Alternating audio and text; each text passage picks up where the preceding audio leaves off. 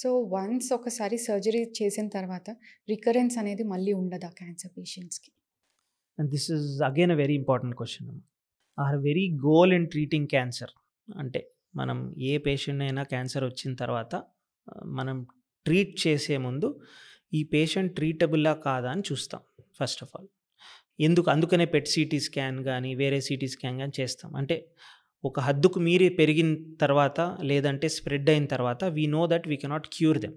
Okay. అలా ఉంటుంది.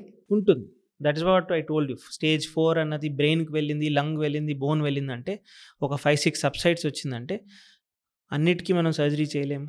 Okay. Because patient surgery తర్వాత they have to live a meaningful life. So liver కూడా, bone కూడా, బ్రెయిన్ కూడా అయితే తీయలేము.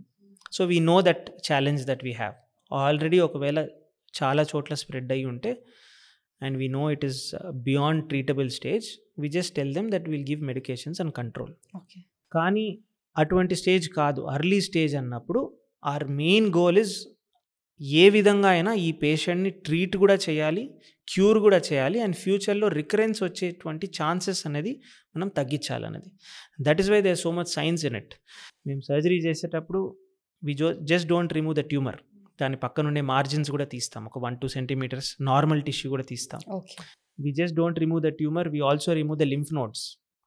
అంటే నెక్స్ట్ స్టెప్ ఎక్కడ స్ప్రెడ్ కావచ్చు అని అనలైజ్ చేసుకొని ఆ సైట్కి కూడా వెళ్ళి అక్కడ ఉండే లింఫ్ నోడ్స్ కూడా తీస్తాం.